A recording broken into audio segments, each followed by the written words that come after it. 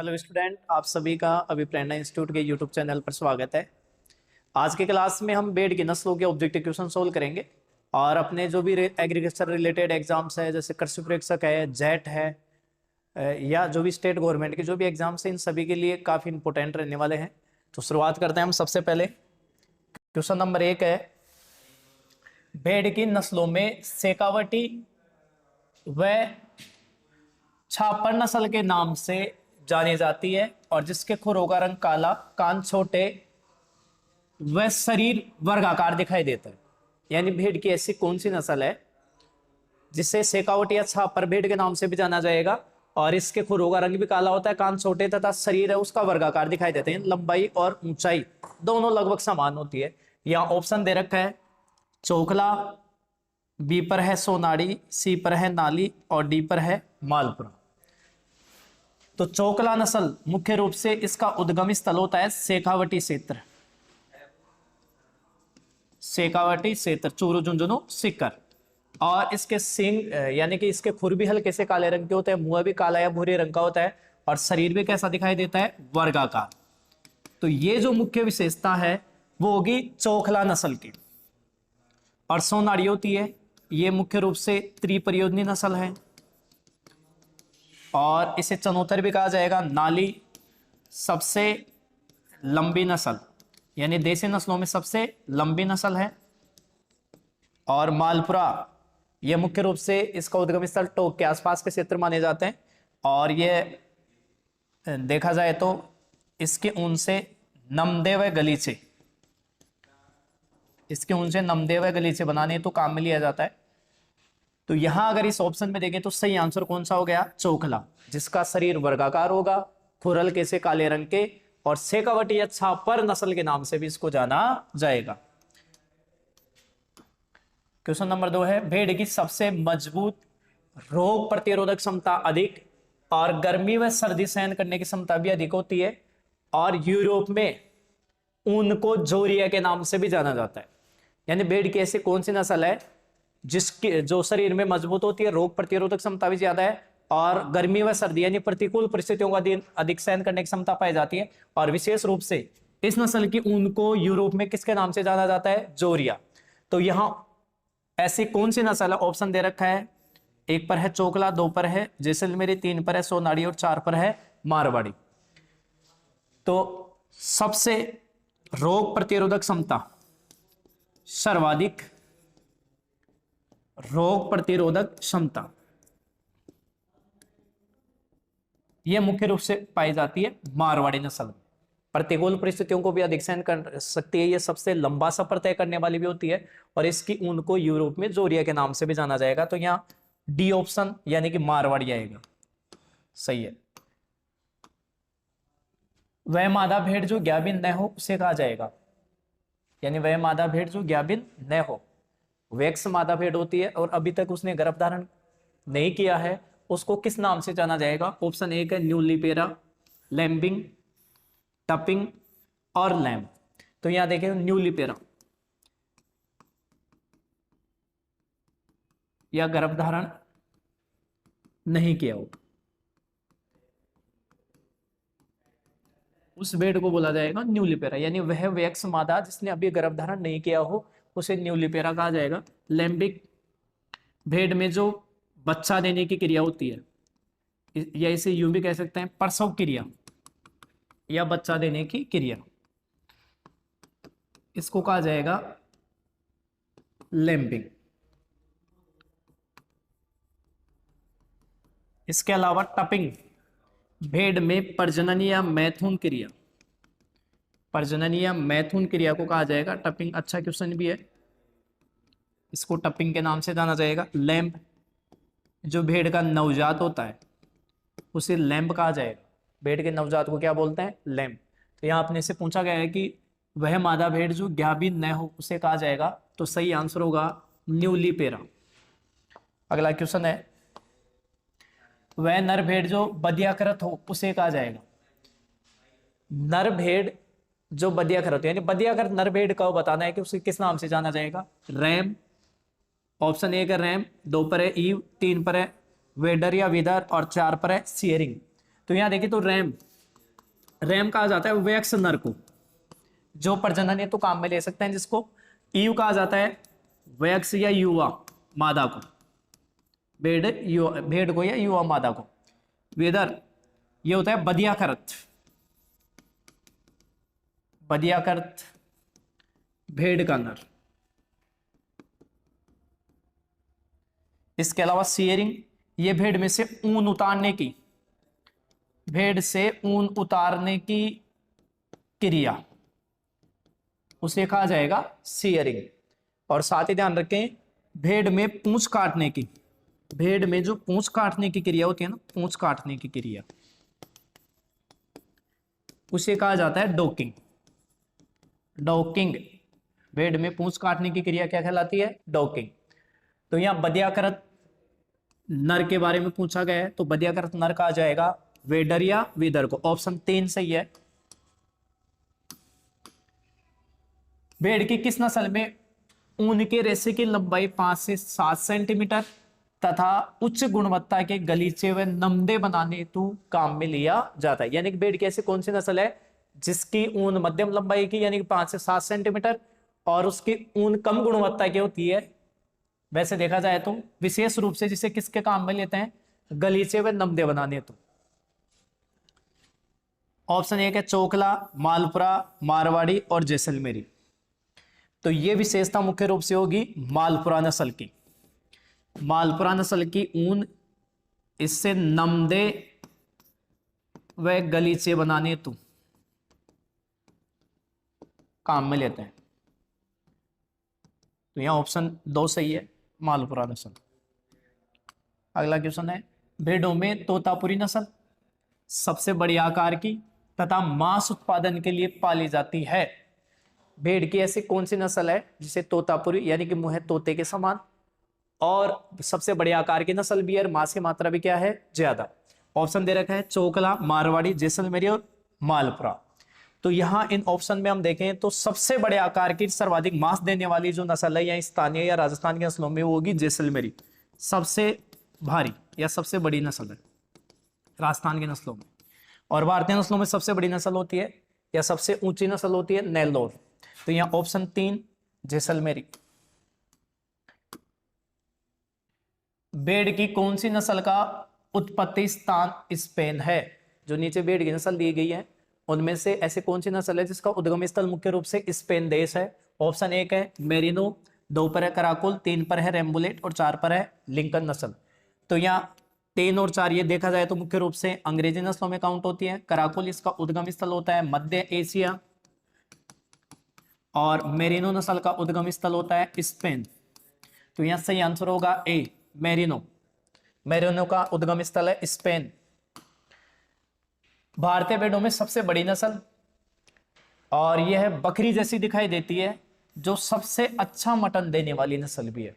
भारतीय नस्लों में सबसे बड़े आकार की नस्ल और यह भेड़ की नस्ल बकरी जैसी दिखाई देती है और यानी कि मटन भी होता है वो अच्छी गुणवत्ता का होता है, मांस भी अच्छी गुणवत्ता का होता है। ऑप्शन 1 है नेल्लोर, 2 पर है मालपुरा, 3 पर है जैसलमेरी और 4 पर है नाली। तो यहां देखें तो भेड़ की नस्लों में सबसे ऊंची यानी कि बकरी के समान दिखाई देने वाली, बकरी के समान दिखाई देने वाली नस्ल किसे कहा जाता है? नेल्लोर को। मालपुरा ये मुख्य रूप से नमदे व गलीचे बनाने तो इसे काम ये इसके उनको काम में लिया जाता है। जैसलमेरी ये राजस्थान की मतलब भारी शरीर वाली नस्ल है और नालियों की ये सबसे लंबी नस्ल है भेड़ की, सबसे लंबी नस्ल और सबसे ऊंची नस्ल होती है नेल्लोर। तो ऑप्शन 1 यानी कि नेल्लोर सही माना जाएगा। भेड़ की अविकालीन नस्ल का संकरण है। भेड़ की जो अविकालीन नस्ल है उसका संकरण है। तो अगर यहां देखें तो अविकालीन नस्ल है ये विकसित की गई है CSWRI अविकानगर मालपुरा टोंक से। और यहां से विकसित नस्ल है जैसे अविकालीन, अविवस्त्र, अविकालीन और अविवस्त्र। अब देखो सर्वप्रथम ऑप्शन 1 पर दे रखा है मेरिनो या रेम्बुलेट नस्ल का नर इंटू मालपुरा मादा। तो यह क्रॉस हुआ अविकालीन का।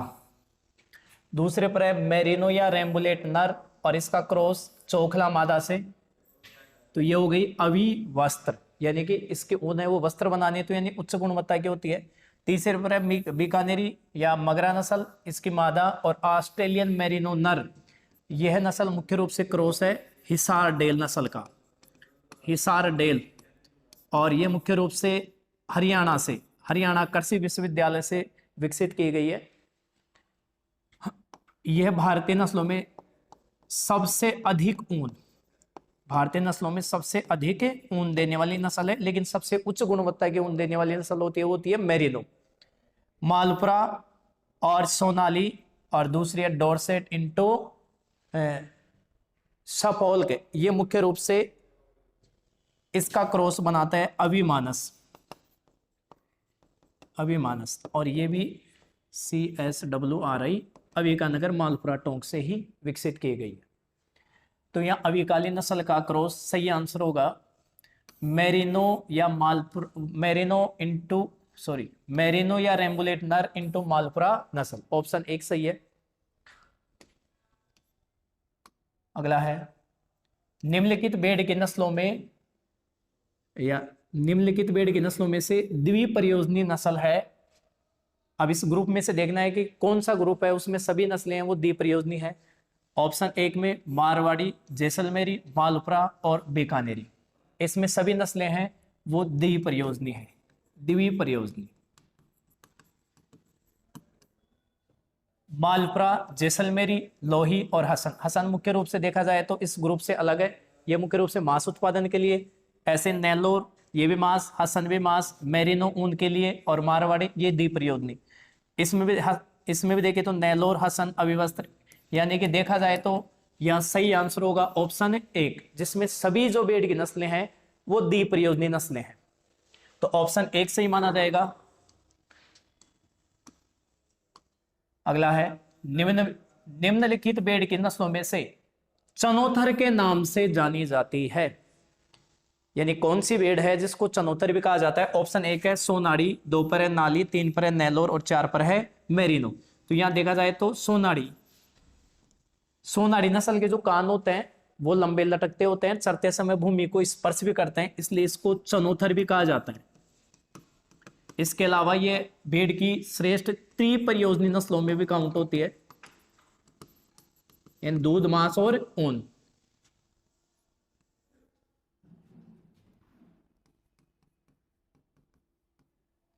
नाली सबसे लंबी नस्ल, नेलोर सबसे ऊंची नस्ल, और मेरिनो विश्व की उच्च गुणवत्ता की ऊन, और ऊन की मात्रा लगभग 5 से 9 kg प्रति वर्ष, यानी विश्व की सबसे उच्च गुणवत्ता की ऊन उत्पादन देने वाली नस्ल है मेरिनो। तो चनोथर के नाम से प्रसिद्ध है सोनाड़ी, ऑप्शन 1 सही है, और यह उदयपुर क्षेत्र में पाली जाती है मुख्य रूप से। अगला क्वेश्चन है भेड़ की कौन सी नस्ल की सर्वश्रेष्ठ महीन ऊन और गर्दन, कंधे की त्वचा में झुर्रियां में सलवटें अधिक पाई जाती हैं। ऑप्शन यहां दे रखा है मेरिनो, चोकला, नेलोर और कराकुल, यानी कि इनमें से ऐसी कौन सी भेड़ की नस्ल है जो विश्व की सबसे उच्च गुणवत्ता की ऊन देती है, साथ ही उसके गर्दन व कंधे की जो त्वचा होती है उस पर सलवटें भी अधिक पाई जाती है, जिसके कारण से ऊन की मात्रा ज्यादा हो। तो ये मेन विशेषता पाई जाती है मेरिनो की, विश्व की सर्वाधिक ऊन, विश्व की सर्वाधिक ऊन। साथ ही अगर देखें चोकला, यह राजस्थान या भारत की मेरिनो, जो कि राजस्थान या भारत की नस्लों में सबसे उच्च गुणवत्ता की ऊन देती है, और विश्व में मेरिनो। लेकिन अगर मात्रा सर्वाधिक ऊन, देसी नस्लों में सर्वाधिक ऊन की बात करें तो हिसार डेल जो भेड़ की नस्ल है उससे सबसे ज्यादा मात्रा में देसी नस्लों में ऊन प्राप्त होती है, लेकिन गुणवत्ता किससे प्राप्त होती है, चोकला से। इसके अलावा नेलोर वो सबसे ऊंची नस्ल, यानी भारतीय नस्लों में सबसे भारी नस्ल भी है। कराकुल इसका उद्गम स्थल माना जाता है मध्य एशिया, यह विदेशी नस्ल है, और इससे मुख्य रूप से पेल्ट उत्पादन हेतु पाला जाता है। पेल्ट यानी कि इसकी जो कम उम्र के मेमने होते हैं उनको मारकर त्वचा सहित जो घुंघराली ऊन प्राप्त की जाती है और उससे कीमती वस्त्र एवं टोपियां बनाई जाती है, उसे बोला जाएगा पेल्ट। तो यहां देखा जाए तो सर्वश्रेष्ठ ऊन और गर्दन व कंधे की त्वचा पर झुर्रियां व सलवटें अधिक पाई जाती है, ये विशेषता पाई जाएगी मेरिनो। ऑप्शन 1 सही है। अगला है भेड़ की कौन सी नस्ल की आंखों के चारों ओर भूरे रंग के धब्बे व वलय, वलय यानी कि रिंग पाई जाती है, सींग रहित भी होती है, इसे चश्मे वाली नस्ल भी कहा जाता है। यानी इस भेड़ के आंखों के चारों ओर भूरे रंग की एक रिंग या वलय पाई जाती है, जिससे ये दूर से देखने में ऐसे लगता है जैसे कि भेड़ ने चश्मा लगा रखा हो। तो ऐसी नस्ल है मगरा, नाली, सोनाडी और नेलोर। तो ये मुख्य विशेषता होगी मगरा नस्ल की। ऑप्शन 1 सही है इसमें। अगला क्वेश्चन है भारत में भेड़ों के संकरण हेतु सर्वाधिक उपयोग में ली जाने वाली उपयुक्त विदेशी नस्ल है। ऑप्शन 1 है रेम्बुलेट मेरिनो, ऑप्शन 2 पर है लिंकन और लिचेस्टर, ऑप्शन 3 पर है साउथ डाउन और कराकुल, और ऑप्शन 4 है लिंकन और साउथ डाउन। तो यहाँ इस ग्रुप में देखा जाए तो भारतीय या स्थानीय नस्लों में प्रजनन हेतु या संकरण हेतु जो काम में ली जाने वाली विदेशी नस्लों में देखा जाए तो सबसे ज्यादा काम में लेते हैं रेम्बुलेट और मेरिनो। तो ऑप्शन 1 सही माना जाएगा। नेक्स्ट क्वेश्चन है भेड़ की कौन सी नस्ल सबसे पुरानी इंग्लिश नस्ल तथा जिसका मुंह है चूहे जैसा होता है। यानी कि इन नस्लों में से सबसे पुरानी इंग्लैंड की नस्ल और उसका मुंह भी चूहे जैसा होता है। ऑप्शन दे रखे हैं साउथ डाउन, लिचेस्टर नस्ल, रेम्बुलेट और लिंकन नस्ल। तो यहां देखा जाए तो मुंह चूहे जैसा होता है सबसे पुरानी नस्ल, तो यहां सही आंसर होगा साउथ डाउन। तो ऑप्शन 1 सही है। आज के लिए यही क्वेश्चन थे। धन्यवाद।